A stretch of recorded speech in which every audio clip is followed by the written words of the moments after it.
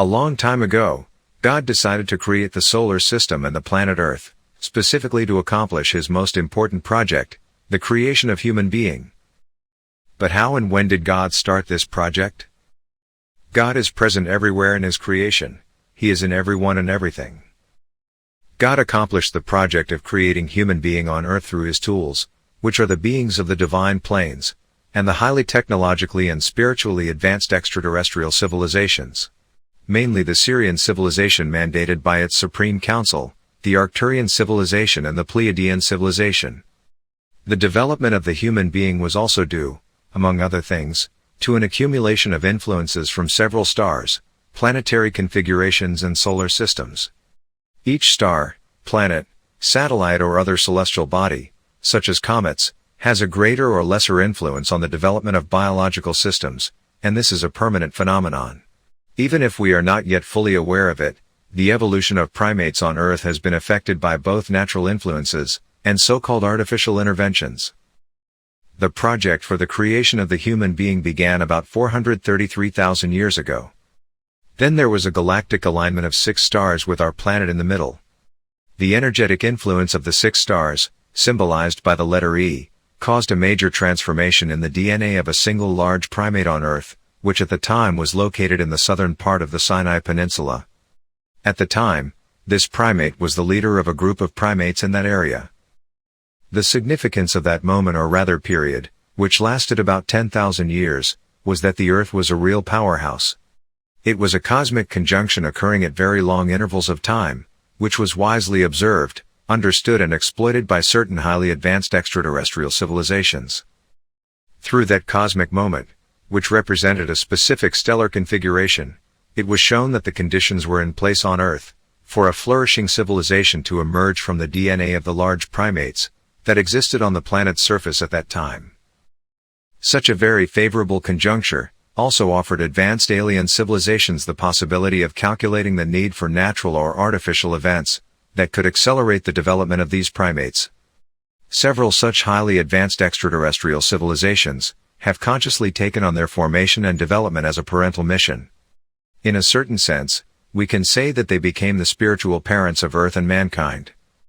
The influence of the 6 stars on the Earth lasted about 10,000 years, the transformation of primate DNA became increasingly evident, and its effects became more pronounced over the next 50,000 years. Then about 372,000 years ago there was a terrible war in space in which one of the alien ships was badly damaged. That ship was called Nibiru or Nibiri, and it belonged to a Syrian civilization that came from a system in the Orion Belt constellation. That civilization in Orion's Belt is a civilization derived from the Syrian or Anunnaki civilization of the Sirius system. Today the Nibiru or Nibiri spacecraft is known as Nibiru. Because the Nibiru needed repairs, it was decided to mine ore from Earth. So from the huge, spherical, planetoid-like ship, many other small transport ships descended to Earth, which then returned to the orbiting ship, bringing back various deposits, the most important of which contained gold. The area where the ships descended, and then ascended back into space was the Arabian Peninsula. At one point, one of the medium-sized alien ships landed in a place with little vegetation. The beings in the alien spaceship then installed a device to extract some kind of liquid from the ground and store it in containers.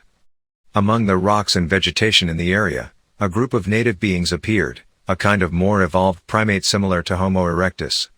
They looked curiously but fearfully at the ship, and the alien beings around it. At one point, the commander of the transport ship saw those primates, and the way they expressed their curiosity. The extraterrestrial beings that made up the ship's crew could not stay for long in our atmosphere, on the Earth's surface, due to certain physical characteristics of the Earth's atmosphere that were not compatible with their constitution. So the crew members made the decision to start using some of those primates that were proving more curious and evolved to do the mining work. They wanted to do this by using mental transmission technology on the primates, then using their bodies for surface chores. On the one hand, the primates were helped to evolve very quickly, thanks to the mental influence of the alien beings and their technology, and on the other hand, the crew in turn benefited from the help of physical labor from those large primates, as the bodies of the aliens could not last long on the surface. This event is known as Enki's descent to Earth. It was he who initiated the transformations that would lead to the creation of mankind. But the idea of using primates as helpers in earthly labors, and helping them to evolve faster, was planned long before in the higher dimensions of manifestation. The commander of the transport ship that came to Earth, and decided to use primates for mining work, was called Tenakau, and came from one of the planetary systems in Orion's belt. He is now known as Enki. Tenakau was a being who exuded great gentleness, and a deep respect for cosmic laws. To achieve mind control over the primates, Tenakau sat in an ergonomic chair in a sphere-like object about 10 meters in diameter. The same device was used by Tenakau, to emit a field tailored to the frequencies needed, to influence the primate's DNA to help them progress at an accelerated rate. Thus, the energetic influence from Tenakau needed to influence primate DNA, was given the symbol 10, hexagon. Where N represented the influence of the 6 stars, and was predominant, T represented the influence of Tenakau, which was less so, and the hexagon represented the complex influence that the ship Nibiru or Nibiru had on primate DNA. Tenakau received a suggestion from the group of doctors on the ship Nibiru, to create a hybrid clone of himself, to be enriched with genes from more evolved primates, that had already made an evolutionary leap, through the subtle energetic influence represented by the 10 hexagon symbol. Tenakau agreed, and so began a complex process of patterning the DNA macromolecule, which would lead to structures with extraordinary potential for the future clone being. The 10 hexagon symbol was continually associated with that clone being, as tall as Tenakau, about 2.50 meters. However, unlike Tenakau, who had no hair at all, and his head was slightly elongated backwards, that being had a head similar to that of an actual human being with long hair. The color of the hair was silvery white, shining beautifully in the light. That being was basically a cross between primate DNA and alien DNA, but it was a product of genetic engineering and not one resulting from crossing physical bodies. This was clear because it had no sex organs. From the combinations of T, E and N, at the primate DNA level, T, which was less intense than E and N, began to separate into 2 other symbols, representing 2 different frequency families. At the level of primate DNA, this separation of T into 2 distinct frequency families, meant the implementation of the ability to choose. Thus, at the level of emotions, primates could choose their mode of action. It was no longer a matter of instinct, but of feeling and choice. The frequencies designated by the symbol E, N, influenced the frequencies designated by the symbol T in the DNA structure, and as a result, complex interferences were produced that gave rise to new frequency families. These frequency families have been designated by 2 symbols, one symbol resembling the letter K, and the second symbol resembling the letter L. The Nibiru spacecraft had settled among the planets of our solar system, to support this very important separation in the future evolution of human beings. The 2 distinct frequency families, being related to the symbols K and L, were combined with E, N, resulting in the ENL and ENK specific frequency families of the DNA of those beings. Beings designated by the ENL symbol had a larger and finer biofield, while beings designated by the ENK symbol had a somewhat narrower biofield. In terms of numbers, the ENK branch was dominant and the ENL branch, which had few individuals, had retreated to more remote parts of the planet, especially coastal areas and islands. The development of the ENK beings was reserved mainly for the physical plane, while the development of the ENL beings was to include both the physical and the etheric subtle planes.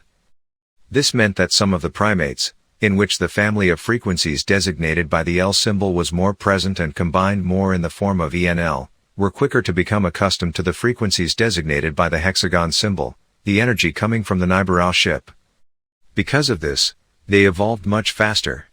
ENL beings also had a faster growth rate, because they lived around alien bases on the ground for a long time and interacted with alien beings in various ways, helping them or learning from them.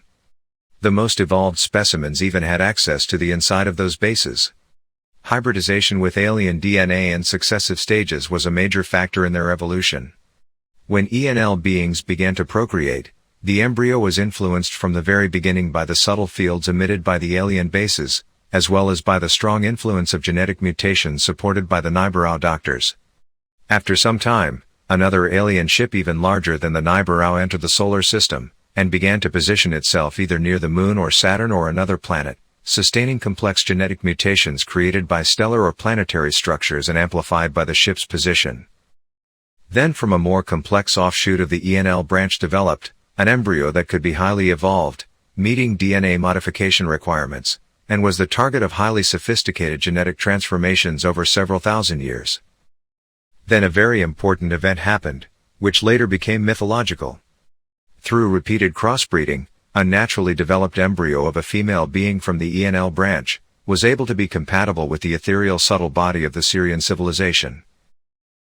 Whereas until then the beings of the various ENL branches were only mentally and etherically supported by an extraterrestrial being, there was now the possibility that being could become the prototype of the future human, and an extraterrestrial soul could actually incarnate in that body.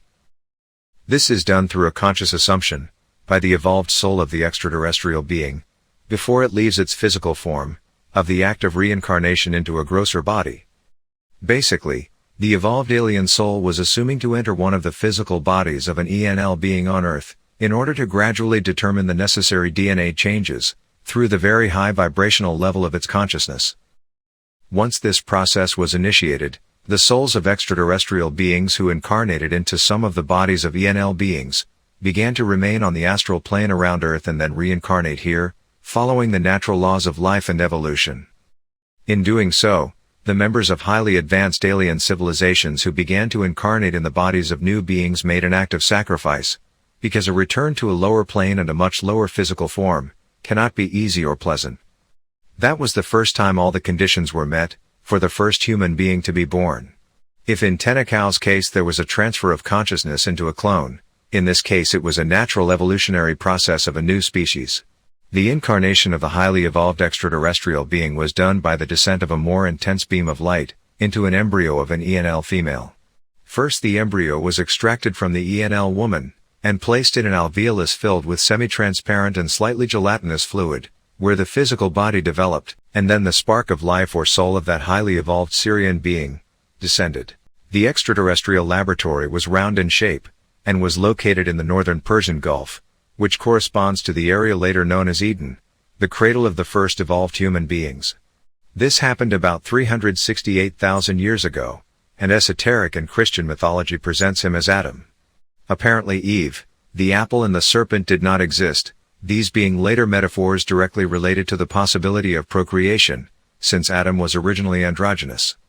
By divine act, and as a result of a very complex and eons-old galactic plan, Adam as the soul of a highly evolved extraterrestrial entity, was incarnated by the descent of that intense ray of light from the Syrian ship then in the solar system.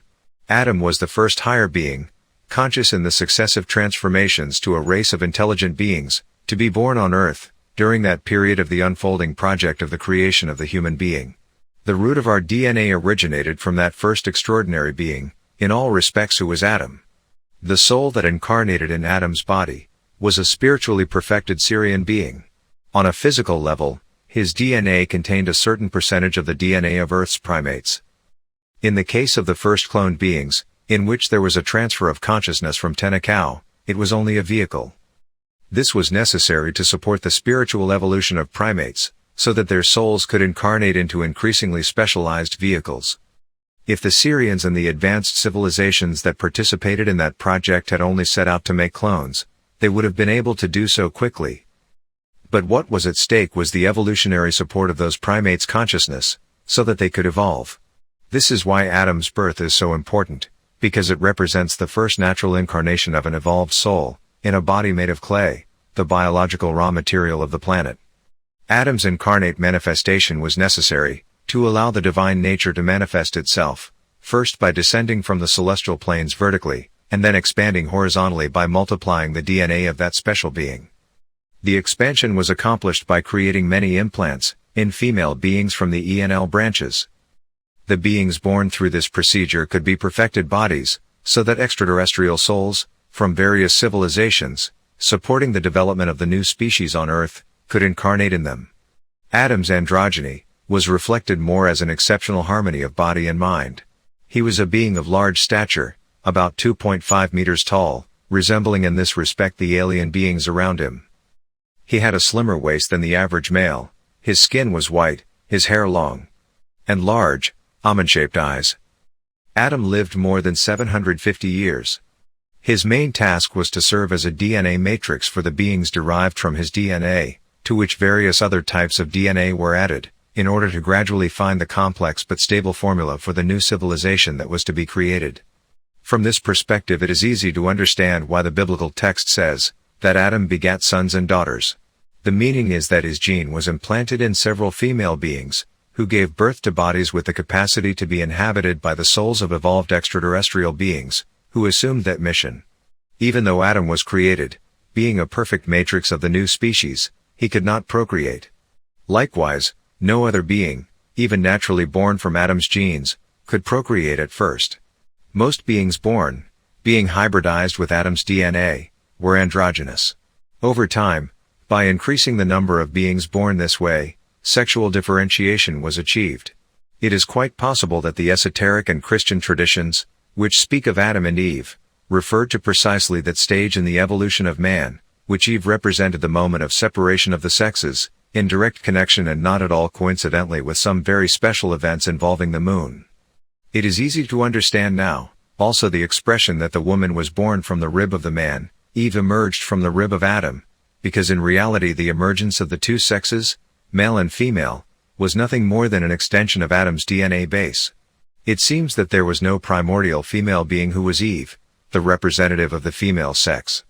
The special moment of the separation of the sexes in the new beings was rendered by the symbol N, which signifies on the one hand that the souls of the extraterrestrial beings, who undertook the mission of forming higher man, were separating from their civilization, in the sense that they remained associated with the planet Earth, for the mission they undertook to create a new civilization here.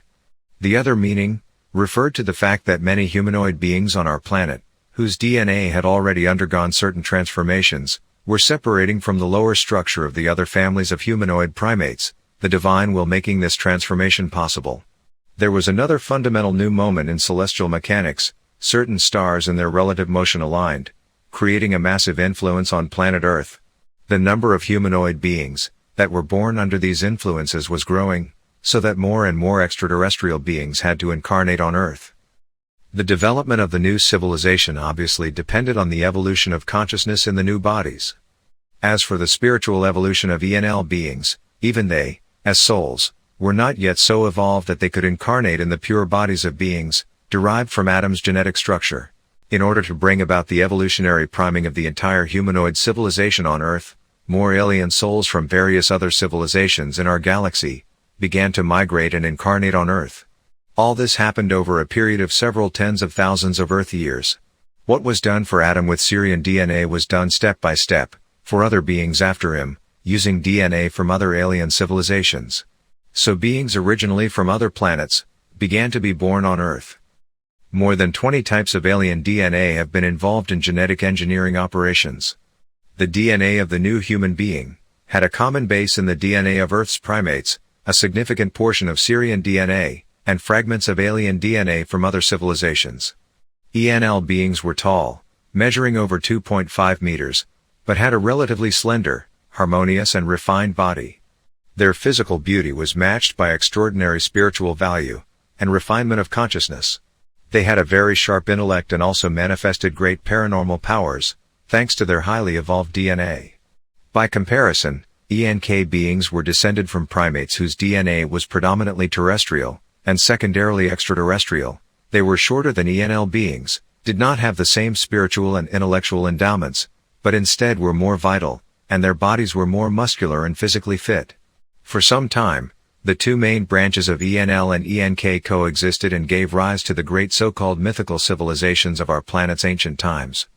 The legends of the demigods are also largely based on true events, and refer to human beings with hybrid genes, between ENL and ENK, who had special powers and attributes, being the result of the union of beings from the ENK branch with evolved extraterrestrial beings, or beings from the development of the ENL branch.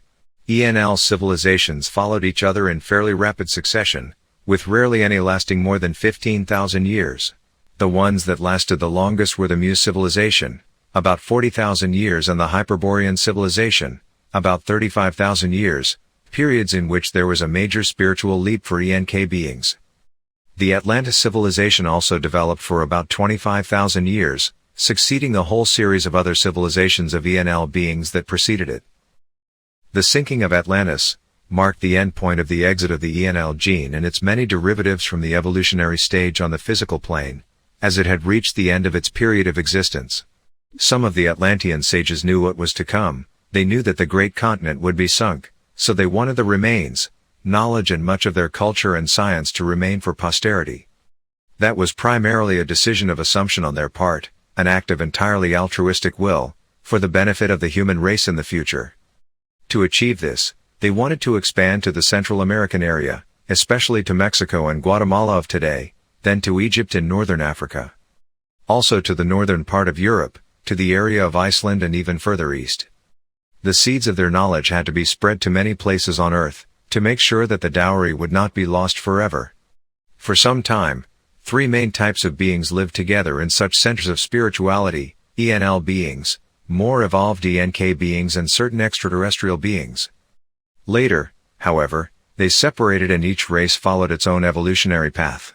In every place on Earth where such centers, occult schools of esoteric sciences, and highly philosophical systems of thought began to be built, the emphasis was on preserving the ancient knowledge of ENL beings and developing it further.